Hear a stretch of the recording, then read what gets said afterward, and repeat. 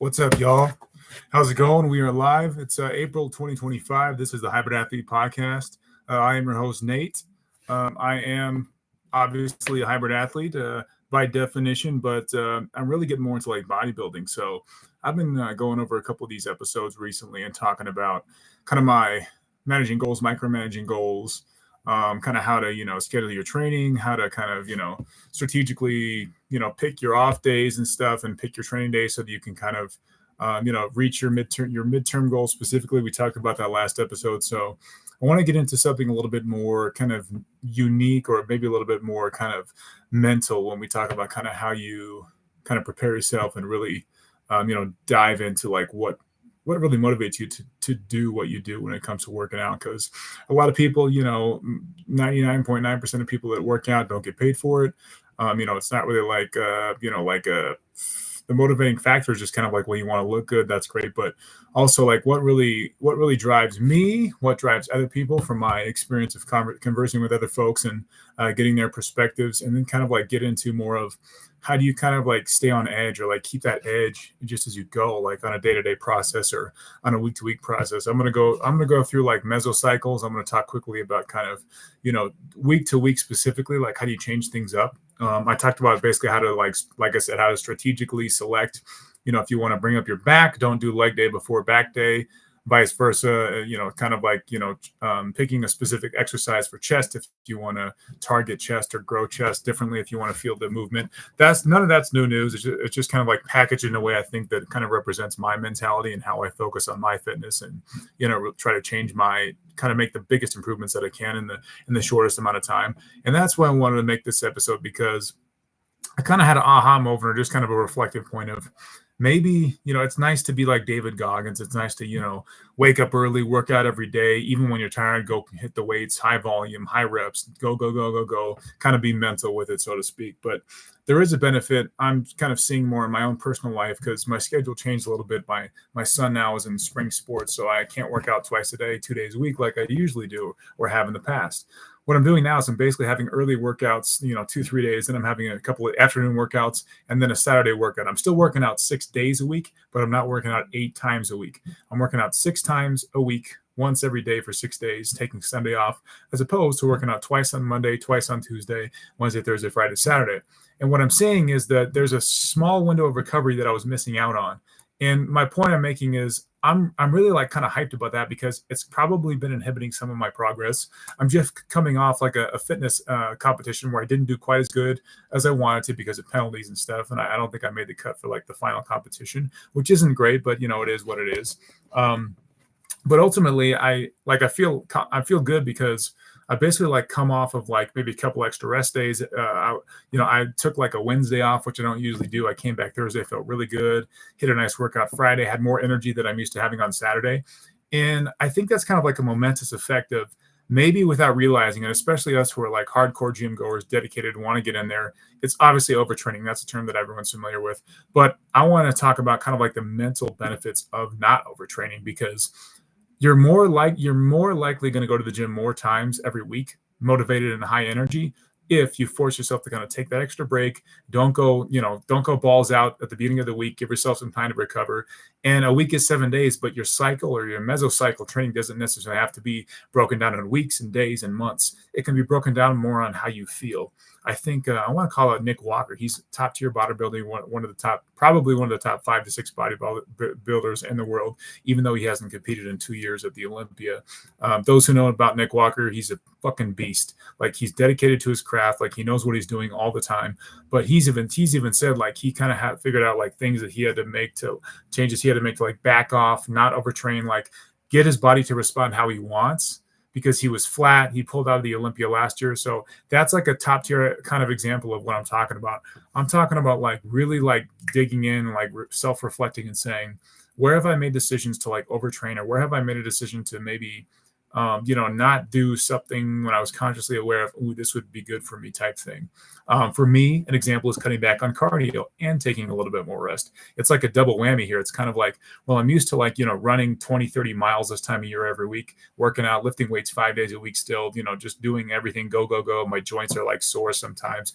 I'm just fatigued. I go to bed early. I wake up I still would try to wake up early, but I'm like, my sleep is important, but it's just like less of an impact on like, oh, if I have a hard 2 a day workout, I wake up the next day and I feel like I got hit by a truck. People, there's definitely like benefits and, to like taking more rest. So ultimately, how do you take advantage of that?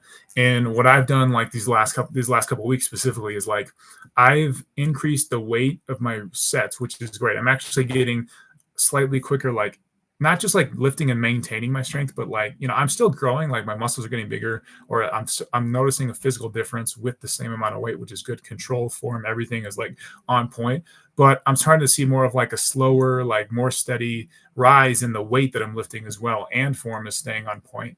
And it's just like a higher quality overall. It might be like 1 or 2 reps every set, or even 1 or 2 reps every exercise. If you're really in the mindset of like being in tune with your body and mind, making that mind to muscle connection, you're gonna notice that. And the point I want to make, kind of in alongside adjacent to this, is that when you start to experience like that momentous change in your workouts, you're going to start seeing maybe like a better execution of everything, like maybe a better execution of diet. Maybe maybe you don't feel quite as much as like, oh, I need to execute this because I'm disciplined, but I'm not quite seeing the good results that I want. Again, the other end of the spectrum is, oh, I'm only going to work out 3 days a week because Dorian Yates did it in the night he was Mr. Olympia. Well, most of us can't train that intense because we're just not that, we're not taking steroids and we're not that elite, and we don't have all the mature muscle that someone like that does. So it's not good to say, oh, I'm going to take a bunch of time off. But I think for anyone who's kind of like me, is just a little bit like, really kind of obsessed with going to the gym and just loves the habit of going, if you maybe just pull back like 5-10%. If I were to quantify how much I've pulled back, it's like literally 5 or 10%. It's like one workout on Monday and then a light workout on Tuesday, and that's it. And everything else is pretty much the same reps, same split, same muscles, same exercise regimen, pretty much. Maybe just some subtle changes in like stretching a little bit more if I'm only working in the working out once on Monday, whatever. But bottom line is, I've really seen like a really nice kind of uptick in everything. Like my sleep pattern's still on point, my hydration's still good, my nutrition, my supplements are still, I'm still taking the same ones, but I'm seeing like that edge maybe towards the end of a workout, like, oh, like mentally, I'm like, fuck yeah, like I didn't work out this morning at 5 a.m. So this afternoon I can really like, dig into like, okay, maybe do it. If I'm working back, like I'm going to do more T-bar rows. I'm going to like, dig in and like, cause I know like, okay, I'm not going to train back again until Saturday. This Tuesday, let's go all out, because I know that I'm only working out. I have only worked out once this morning, and just kind of like that bank account, that accumulation of effort and like volume and just muscle fatigue. It overlaps over time.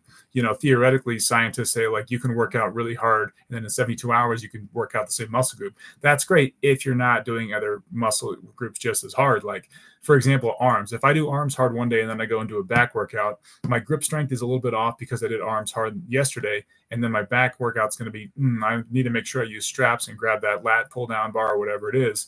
So ultimately, that's the point I'm trying to make. Is I talked about last week about like kind of getting in touch with your midterm goals, and making sure like, how to gauge your goals, how to like, what adjustments do you make? And then like the adjustments are more like, last week I talked about being focused more on like legitimate, like strategic adjustments, like change the order of your exercises, do incline barbell instead of incline dumbbell if you feel it more, or maybe do like rope extensions or something for tricep if you feel it more. And then like focus on kind of like maybe, obviously varying volume is important. Like the hypertrophy range ideally is like between 8 and 12 reps, but if you jump up to 15 and increase the weight a lot and go down to 6 reps, that's a good strategy just to kind of shock your muscle too. But getting back to this conversation, this is more of just like how can you benefit from changing total volume and total time spent working out, and really like kind of like double dip on that and try to, if that makes sense, I hope it does. Like try to take advantage of being well rested more frequently in the week. And then you might see maybe your executing one specific exercise improves. For me, it's almost like if I have a leg day after a back day and my back's not tight as hell if I'm doing barbell squats, because I did do a back day before, but it's almost like my back day was compounded by my HIIT cardio and my chest day and arm day before. Like I worked 3 or 4 muscle groups in like 2 days, usually when I start the week, which maybe wasn't that smart, but I'm seeing like a nice, refreshing change to kind of how I feel over the whole week. and my body weight's still going up. Like I said, supplements, sleep, everything remains constant, right? It's like you're controlling all the variables, but you're just changing this one, you can really benefit. So it's about 10 minutes long. Hope this little chat makes sense. Check out my shorts. I'm posting my physique updates. I'm almost at 210 pounds, so we're about to get it. Then we might do a little cut and get maybe down to 210. Go from 210 to about 200, 196 to 200, nice and lean. So looking forward to that. But thanks for watching. Everyone have a good day, and we'll talk to you next time. Take care. Bye.